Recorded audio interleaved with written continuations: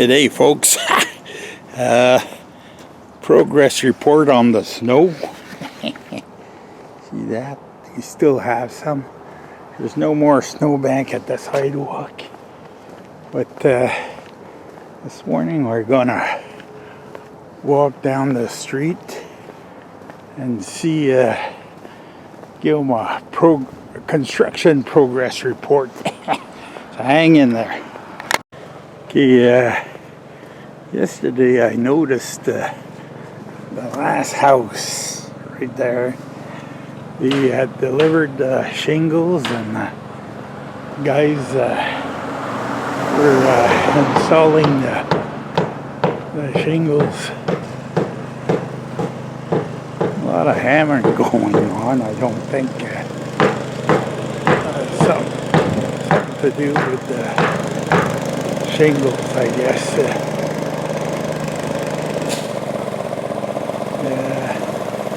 Yesterday I noticed there was some guys right up there and not tied off or nothing.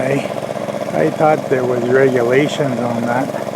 Well, I see in this one, the first one here, that must be a tin banger inside there. So things are progressing.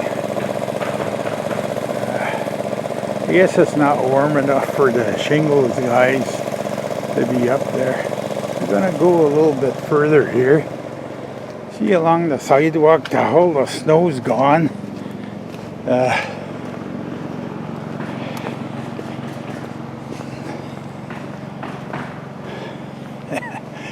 Hey, the signs have taken a beating, eh? Look at that one right there. There's a guy up there. See, he's right along the edge there. Right along the edge down there. Not tied. He could be tied, but I guess that'd restrict him too much. Maybe slow him down. I don't know. Not a big safety enthusiast, but a lot of these guys have fallen, these roofers, and I guess, this is not what the topic's all about this morning. There, you can see he wasn't tied, there's no rope or nothing on him. Yeah, it's like that, eh? He's gonna wave his hand at me. I've seen me, eh? Now he's hiding behind the roof. Okay, hang in there. We'll reconvene in the garage. We're back. The topic today is, how are we gonna call this? It's a project I worked on.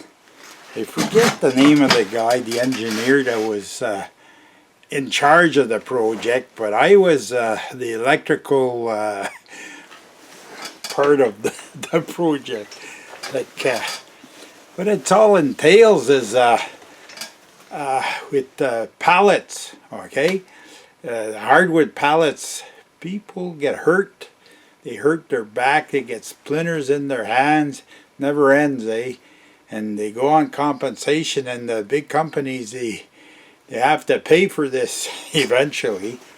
So the project was, I guess, like the engineer that was in charge of that, he was given more or less a mandate to stop the necessity of having people to move these pallets by hand, stack them, mostly stacking, eh? And so as soon as the pallets are moved with the, they call those tow motors with the forks, well then you get breakage, eh? Like chunks of wood, and then they gotta send them to get them fixed, and that's another problem. But that's not what it's part of the problem for today, what we're going to talk about. But anyways, okay, so moving pallets with a they call that a tow motor with forks. That's easy. Or even they have clamps like they, oh, hang on now. They have clamps that work like this, and they grab the pallet, eh? So it's mostly the bottom of the clamp and the product that's on the pallet. It grabs that and it moves it in the trucks. The trucks have, they bought those trucks. They had the walking floor, okay? So the pallets would walk out of the truck. I think it's either air or hydraulic. I never really looked at that part of the system. But now the pallets move on. Like they're going from one place to another, to a warehouse, storage warehouse. These pallets, and they have product on them. Now, once at the warehouse, the walking floor on the shuttle trucks, you could call them, they'd bring the products out onto a loading dock. Loading dock was equipped with this walking floor too, and products would walk up. And they had to clamp the product, go pile it, and they had one truck that was in charge, one tow motor that was in charge of piling the pallets. Well, I guess they figured it was too much. So now they're going to automate this, eh? So the pallets come out of the truck onto the walking floor in the warehouse, and now they get into, I called it a magazine, okay?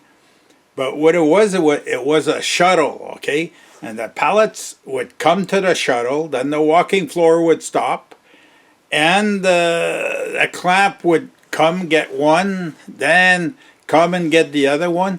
Then as soon as they'd see that there's no more products on the pallets would move sideways. There was a lot involved into all this. Like there was photocells involved that could sense whether there was product or not. There was proximity switches that would sense that the whole thing had like stroke one way, stroke back. But their big problem, and I told the engineer that, but you see all these things, I'm a firm believer in the less little things you have that can go wrong, the less problems you're going to have. See, what they were doing, they were shuttling to a magazine. Then they'd have a pusher, and it'd lift it, and they'd have grippers. Well, all it was so it was the pushers would push the pallet up. Then this I think was just a spring affair. It'd click up, and then bang, it'd come back down once it's past it, so it'd hold the pallet, eh? But what it had to do was shuttle twice at a different stroke in order. Oh, no, hang on, I gotta think of this right. It would shuttle once, empty the first pallet, then shuttle back, pick up the second pallet, shuttle back to the magazine, then lift it. So you had two movements to empty the shuttle, with the two pallets. So there was a lot of movements. I told that guy, I says, you need two magazines, you'd eliminate half the functions, Anyways, never worked out. You know how this whole story ended? They spent over $300,000, and this was we're going back at least 30 years ago, that they spent $300,000 in maintenance. You know what happened?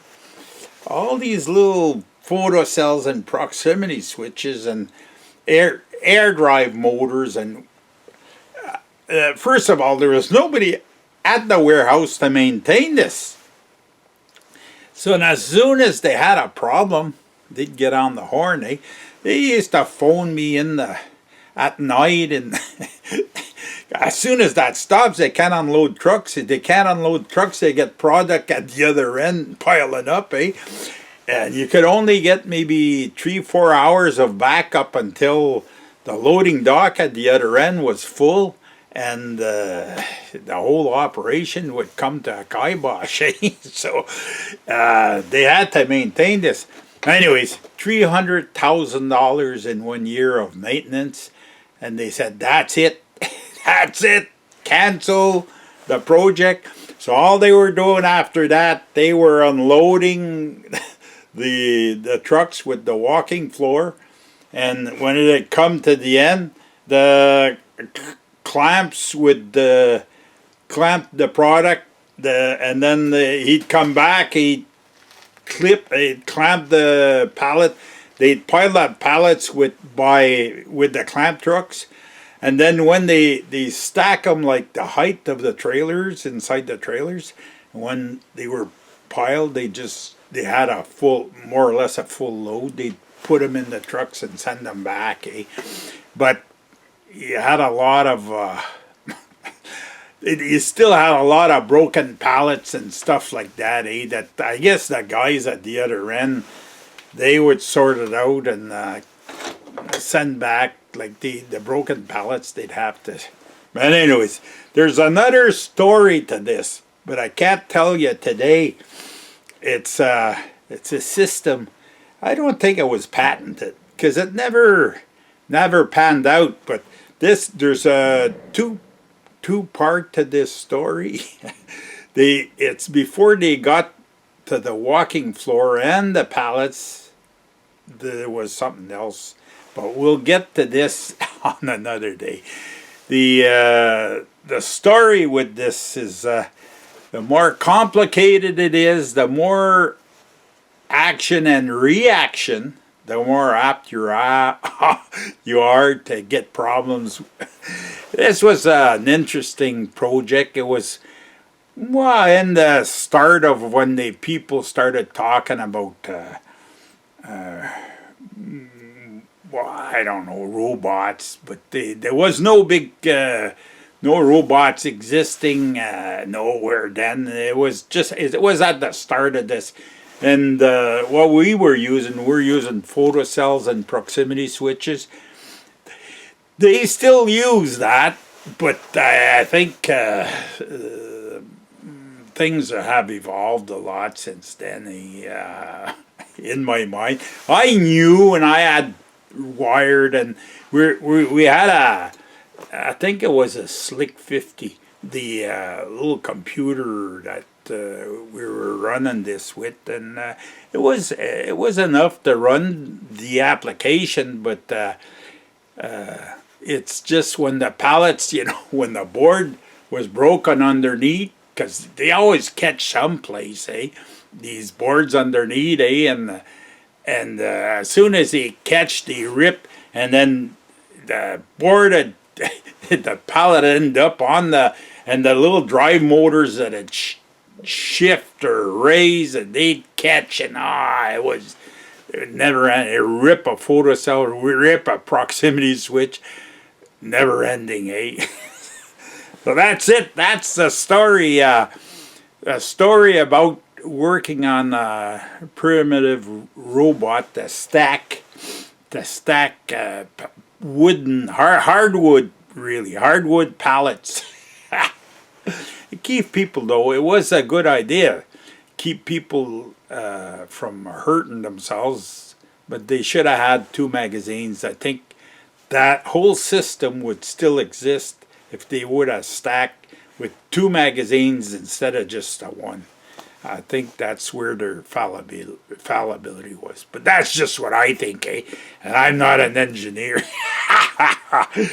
That's it, folks. That's the story for today. As you can still see, we still got some snow out there, and so we got to wait, and they're predicting a touch more. But I think what we're going to get up to now, after now, is more or less going to melt as it comes down.